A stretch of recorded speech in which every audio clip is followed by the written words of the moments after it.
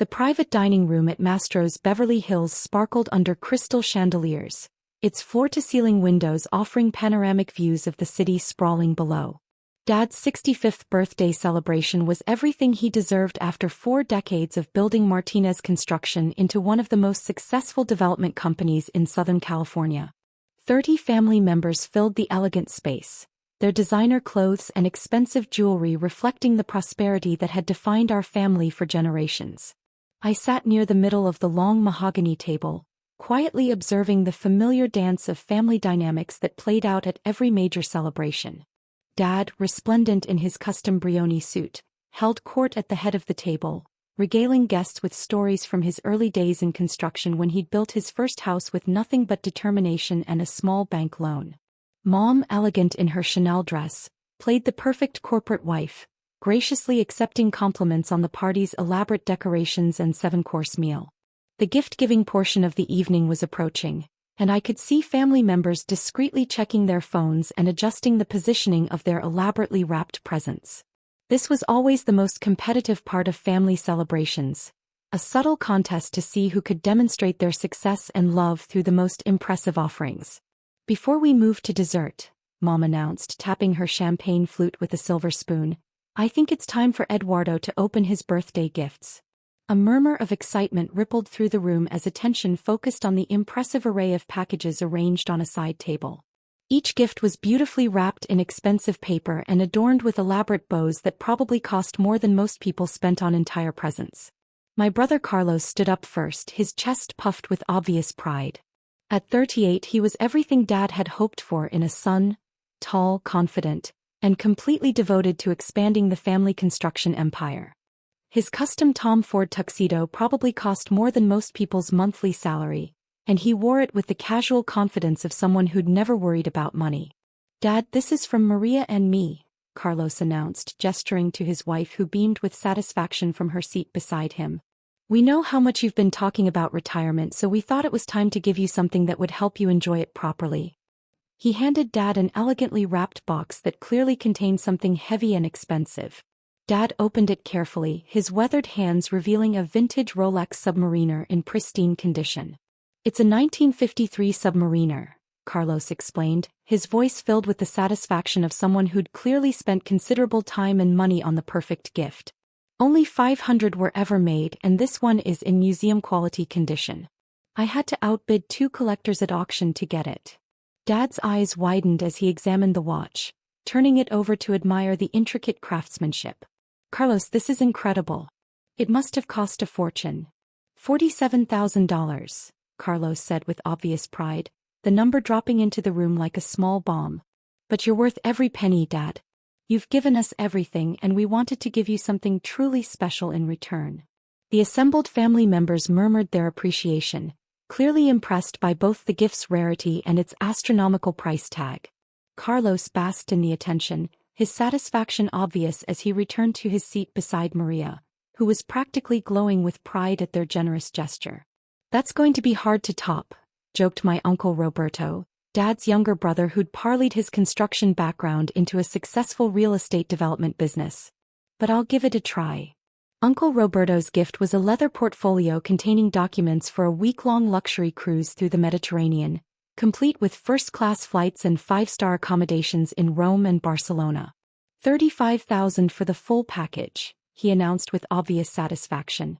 Elena, you'll finally get that European vacation you've been talking about for years. More appreciative murmurs filled the room as family members calculated the growing total of Dad's birthday haul. My cousin Patricia followed with a set of custom golf clubs from Scotland, $12,000. My Aunt Carmen contributed a wine collection featuring bottles from the 1950s, $18,000, and my sister Anna presented a commissioned portrait by a renowned artist who'd painted several Hollywood celebrities, $25,000. The gifts kept coming, each one more elaborate than the last, creating an escalating display of family wealth and affection. By the time half the family had presented their offerings, Dad had received well over $200,000 worth of birthday presents, each gift accompanied by detailed explanations of its cost, rarity, and significance. Isabella, what about you? Mom asked, her voice carrying that particular tone she used when trying to include me in family activities while secretly hoping I wouldn't embarrass myself. Did you bring something for Dad? The attention of 30 family members suddenly focused on me, their eyes scanning the area around my chair for some sign of an elaborately wrapped gift. I'd been dreading this moment all evening, knowing that whatever I presented would be subjected to the same scrutiny and judgment as every other offering. I have something, I said quietly, though I made no move toward the gift table. Well, let's see it, Carlos said with a laugh that carried just enough condescension to make my cheeks burn. Though I have to say, it's going to be pretty hard to compete with a vintage Rolex and a Mediterranean cruise. Carlos, don't be rude, Mom chided, though her tone suggested mild annoyance rather than real disapproval. I'm not being rude, I'm being realistic, Carlos replied, his voice getting louder as he warmed to his theme. Look around this table, Mom. Look at the gifts Dad has received tonight. Custom watches, luxury vacations, commissioned artwork. These are the kinds of presents successful people give to show their appreciation. He paused dramatically, his eyes scanning the faces of family members who were clearly enjoying the show. Isabella works at some little community organization making maybe $30,000 a year. You can't even afford a decent gift on that kind of salary. The words hit me like physical blows. Around the table, family members shifted uncomfortably, some nodding unconsciously at Carlos's assessment of my financial limitations. That's enough, Carlos, Dad said, though his voice lacked the authority it usually carried. He looked uncomfortable with the direction the conversation had taken, but not uncomfortable enough to shut it down completely.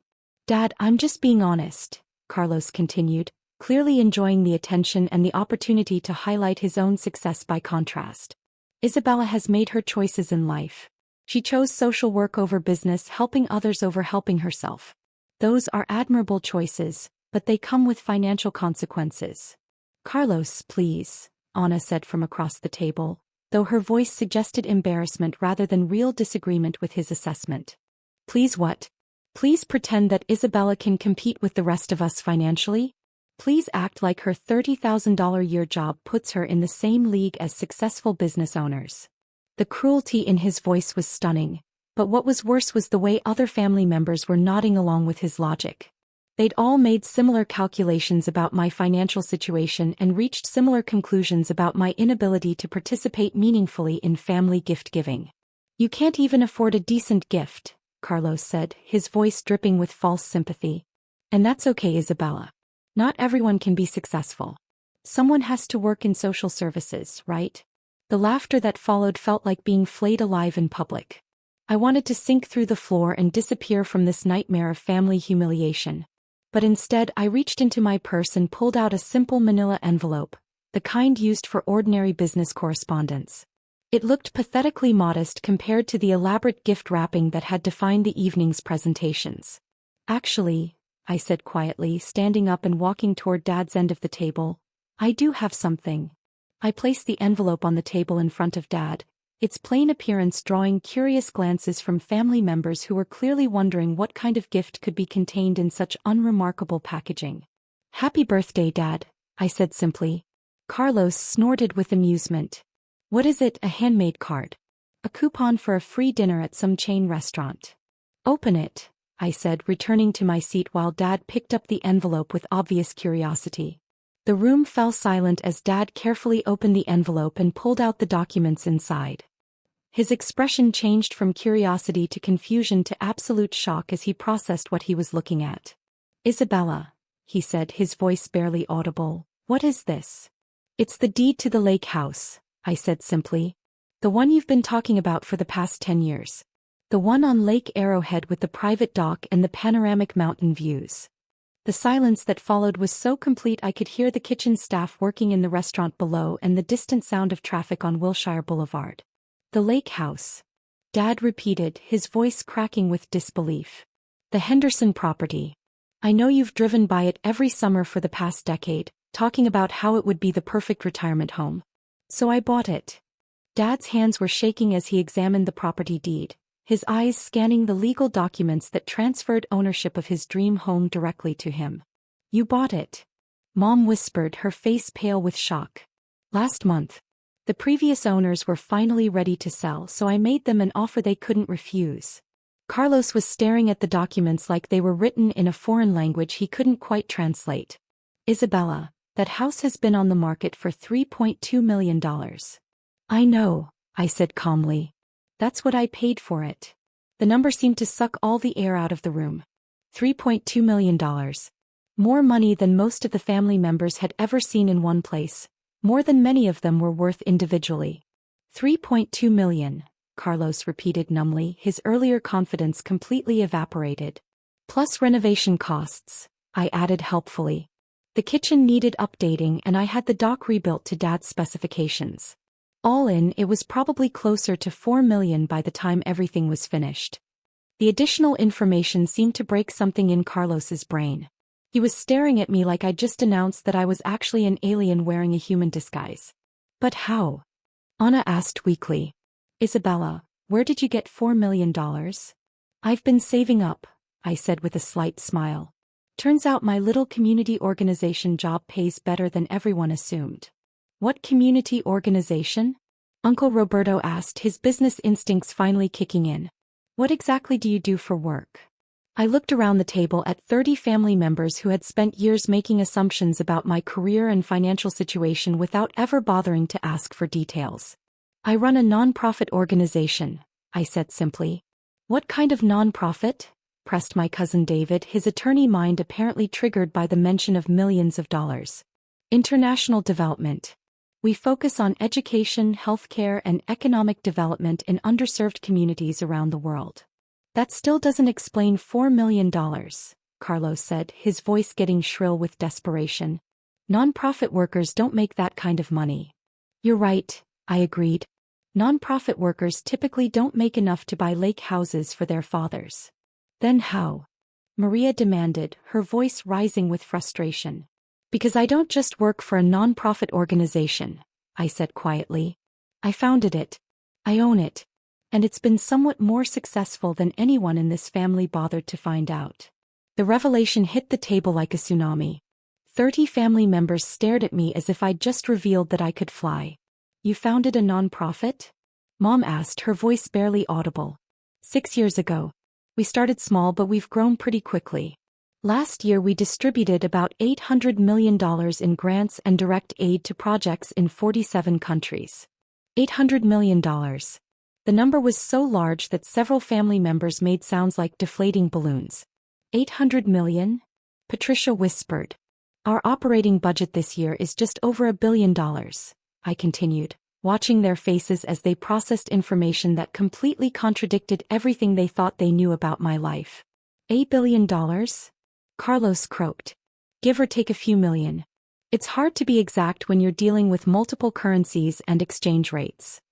The silence that followed was so profound I could hear my own heartbeat. 30 successful business people were trying to process the fact that the family member they'd dismissed as financially unsuccessful was running an organization with a larger budget than most small countries. Isabella, Dad said slowly, what's the name of your organization? Global Impact Foundation, I said simply. Uncle Roberto was already pulling out his phone, his fingers flying across the screen. Global Impact Foundation. Oh my God. What? Carlos demanded, leaning over to see Uncle Roberto's phone screen. It's one of the largest charitable organizations in the world, Uncle Roberto read from what was obviously a Google search. Founded by Isabella Martinez, it has distributed over $3 billion in humanitarian aid since its inception. $3 billion. The number seemed to break the last of Carlos's resistance. He slumped in his chair like a deflated tire. But how do you fund $1 billion nonprofit? Asked David, his legal mind struggling with the logistics. Donations, grants, and endowment income, I explained. We have some very generous supporters who believe in our mission. How generous? Anna asked weakly. I considered how much to reveal. The full truth about my funding sources would probably give several family members heart attacks. The Gates Foundation is our largest institutional donor, I said carefully. They contribute about $200 million annually. The Buffett Foundation adds another $100 million. And we have several private donors who prefer to remain anonymous. Private donors? Mom asked. Ultra-high net worth individuals who want to make a meaningful impact on global poverty and development. They tend to be very private about their charitable giving. What I didn't mention was that I was one of those ultra-high net worth individuals, and that my personal donations to my own foundation accounted for nearly half of our annual budget. Isabella, Carlos said, his voice completely deflated, how much money do you make running this foundation? I looked at my brother, who had spent the evening mocking my supposed poverty while displaying his $47,000 watch like a trophy. Enough to buy lake houses for people I care about, I said simply. But specifically, he pressed. What's your salary? Carlos, that's not really appropriate dinner conversation, Dad said, though his voice suggested he was as curious as everyone else. Actually, it's a fair question, I said. My official salary from the foundation is $1 per year. $1? Several people asked simultaneously. I don't take a salary from the foundation. All the money goes to programs and beneficiaries. Then how do you afford? Carlos gestured helplessly at the property deed still sitting in front of Dad. Other income sources, I said vaguely. What other income sources? Uncle Roberto pressed, his business instincts in full investigation mode. I sighed, realizing that this conversation was going to continue until I provided more complete answers. I do some consulting work on the side, I said carefully. Strategic planning for other charitable organizations, that sort of thing. What kind of consulting pays enough to afford million-dollar gifts? David asked. The kind where you help billionaires figure out how to give away their money effectively, I replied. You consult for billionaires? Patricia gasped. Some of the wealthiest people in the world want to make sure their charitable giving actually makes a difference, I explained. They pay consultants like me to help them identify the most effective ways to deploy their resources. How much do they pay? Carlos asked, though his voice suggested he was afraid of the answer. It varies. Depends on the scope of the project and the size of their giving portfolio. But roughly, he pressed. I looked around the table at 30 family members who had spent years assuming I was struggling financially while I was quietly building a consulting business that served some of the most powerful people on earth. My consulting fees last year were about $40 million, I said quietly. The number hit the table like a nuclear bomb. Several people made choking sounds. Uncle Roberto's champagne glass slipped from his fingers and shattered against his plate. $40 million? Mom whispered. Before taxes, I clarified helpfully. After taxes, it was only about $28 million. Only $28 million, Anna repeated numbly. So the lake house, Carlos said weakly, that was like pocket change for you? The lake house was a birthday gift for someone I love, I corrected. The cost was irrelevant. Dad was still staring at the property deed like it might disappear if he looked away. Isabella, I don't know what to say. You don't need to say anything, Dad. You've spent 40 years building something meaningful, providing for your family, creating jobs for thousands of people. You deserve to enjoy your retirement in a place that makes you happy. But $4 million is less than I spend on coffee in a typical month, I said with a slight smile. Dad, when you love someone you want to give them the world. The lake house just seemed like a good start. The silence that followed was different from the shocked quiet that had dominated the past few minutes. This was contemplative silence, 30 people processing not just the financial revelations but the emotional implications of what had just happened. Isabella, Carlos said finally, his voice small and broken, I'm sorry. About what I said earlier. About you not being able to afford a decent gift. It's okay, Carlos. You made assumptions based on limited information. It happens. But I was so cruel. So dismissive. Yes, you were, I agreed, though not unkindly. The question is whether you learned anything from the experience. He nodded vigorously, his earlier arrogance completely evaporated. I learned that I don't know nearly as much about my sister as I thought I did. None of yous did, Mom said, tears streaming down her face. Isabella, how did we not know about any of this? Because you never asked, I said simply. For 6 years I've been running a billion-dollar foundation and consulting for some of the wealthiest people on earth. And for 6 years, you've all assumed I was struggling financially because I drive a modest car and live in a simple apartment. Why do you live so modestly if you make $40 million a year? Asked Maria. Because money isn't everything. Because I wanted to see if my family could love me for who I am rather than what I'm worth. Because I believe in using wealth to help others rather than to impress people.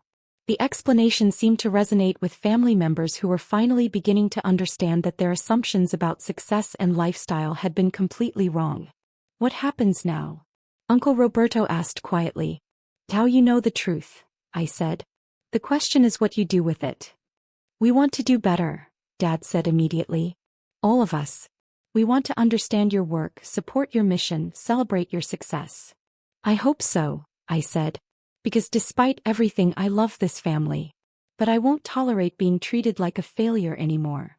As the evening wound down and family members began to leave, they each stopped by my chair to apologize, to express amazement at my success, and to ask questions about my work that they should have been asking for years.